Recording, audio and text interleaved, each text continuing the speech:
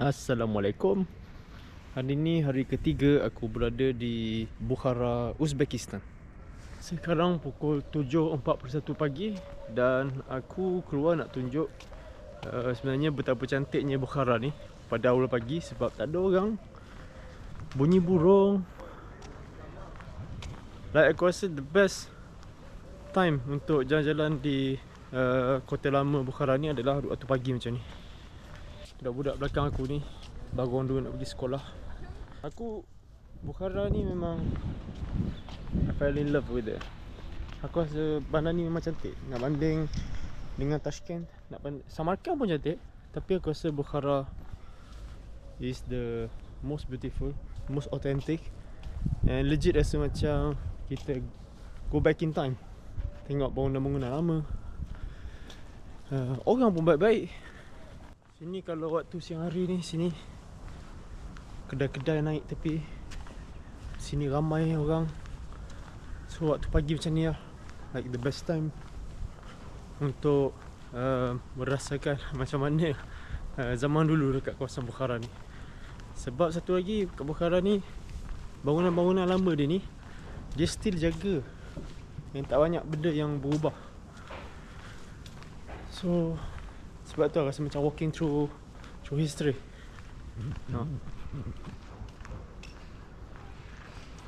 Dekat Bukhara ni dia orang preserve madrasah-madrasah lama dan juga tempat jual beli orang-orang pedagang dulu yang datang dengan karavan yang melalui laluan sutera daripada China, melalui India sampai ke negara Farsi. So sebab tu aku kata berjalan dalam bandar ni dia macam kita go back in time. Sebab everything dia masih kekalkan. Ada banyak madrasah. Bila ada banyak madrasah, ada banyak tempat yang jual beli, kita boleh dapat bayangkan macam mana Bukhara dulu. Dia mungkin macam kita tengok Eropah hari ni, ramai orang luar datang untuk berniaga, datang untuk menuntut ilmu. Sebab itulah aku kata aku memang suka Bukhara. Orang yang suka sejarah, kalau datang Bukhara ni mesti akan suka. Dan bercakap pasal madrasah, aku nak cakap pasal the golden age of Islam. Jadi the golden age of Islam, zaman kegemilangan Islam berlaku pada abad ke-9 sampai abad ke-13. Jadi timeline ni, abad ke-9 sampai ke-13, kita tak selalu dengar orang cakap. Tapi dia salah satu part yang penting dalam sejarah dunia sebenarnya. Jadi pada abad ke-9 sampai abad ke-13 ni, dia merupakan zaman yang orang Islam ni dia sangat curious, dia orang rasa nak belajar something. So time tu lah kita dapat banyak ilmu, banyak knowledge yang keluar daripada negara-negara Islam. Sebab dulu negara Islam, kawasan besar. Jadi ramai yang keluar daripada Farsi, daripada negara Farsi hari ni, Iran dan Iraq. Sebab dulu Baghdad merupakan capital city untuk Khalifah Abbasid. Jadi dekat situ, kat Baghdad tu like center tempat orang belajar. Dia ada House of Wisdom. Dekat situ tempat orang datang belajar.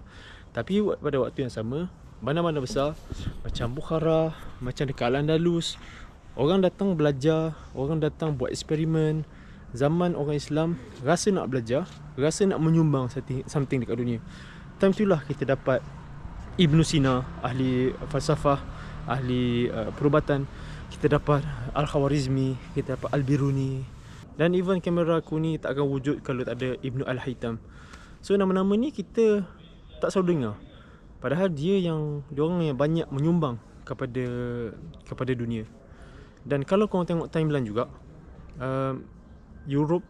Eropah masa tu dia mengalami Dark Age Medieval Europe.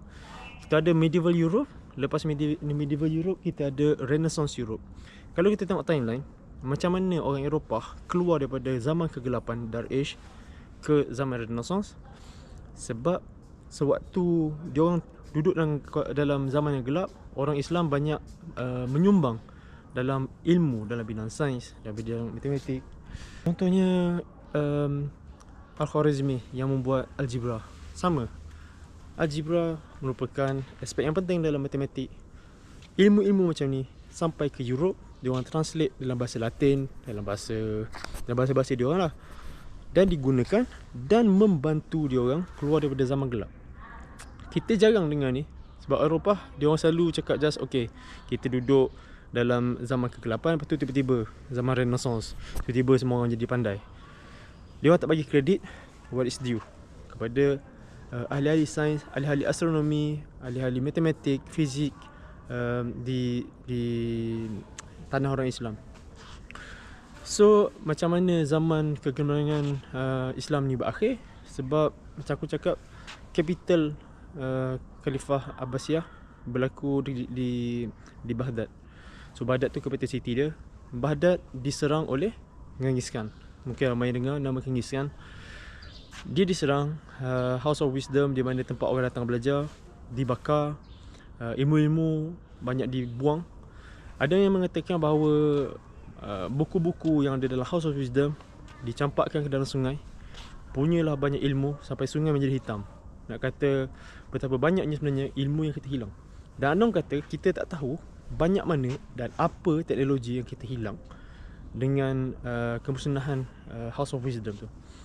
Dan sewaktu Golden Age of Islam juga, macam Silk Road ni, laluan sutera ni, dia membantu dalam penyebaran ilmu.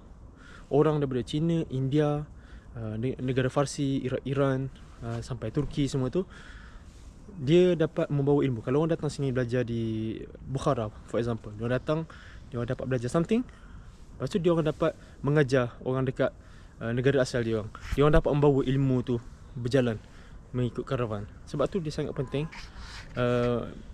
Laluan sutera ni sangat penting dalam penyebaran agama juga. So ni sebahagian sejarah yang aku rasa penting dan kita tak diajar. Sebab even kita kat Malaysia, kita punya buku sejarah, kita tak dengar mana cakap pasal the Golden Age of Islam. Bagi aku sangat-sangat interesting. Kalau ada masa boleh tengok. Kita ada ramai orang-orang yang penting yang tak disebut dalam sejarah popular. Dan siapa-siapa yang pernah ke Andalusia, Spanyol, korang akan rasa vibe yang sama. Dia ada banyak bangunan-bangunan yang besar, cantik. Dan kat sana juga merupakan bandar yang besar. Dulu orang datang belajar. Sebab dulu dekat negara Islam ni, daripada kawasan Arab, kawasan Parsi sampai ke selatan Spanyol,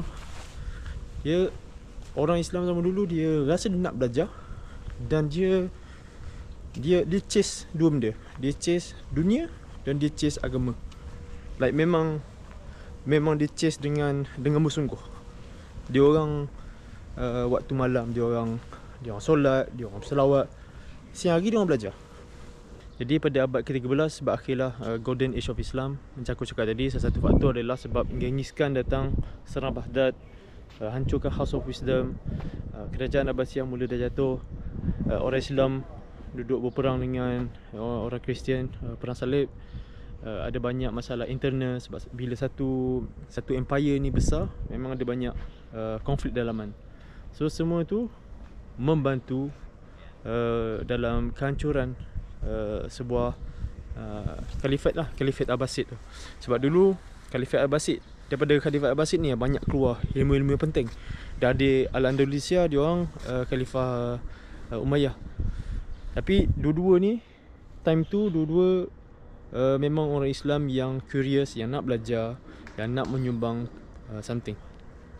Hari ni bila cakap dengan kawan-kawan Eropah aku, bila dia orang fikir pasal Iran, Iraq, bila aku cakap aku nak datang Uzbekistan, dia orang macam memandang rendah, macam kalau boleh nak perli. Macam benda begitu buat macam tu. Dekat Iran, Iraq ada apa bandar hancur? Siapa yang hancurkan? Mana tu sebenarnya? Jadi benda macam ni dia orang cakap macam tu sebab dia orang tak di-expose juga betapa pentingnya bandar-bandar ataupun negara-negara ni pada waktu dulu. Sebab kalau tak ada Al-Khawarizmi, tak ada Algebra, telefon tak wujud, banyak mesin tak wujud. So sebab tu aku cakap dia orang tak bagi credit where it's due. So itulah sedikit apa yang aku nak share. By the way, ni aku ada dalam tempat dulu orang datang menjual karavan. Orang karavan datang menjual barang kat sini. Tempat menjual beli, tempat orang berdagang.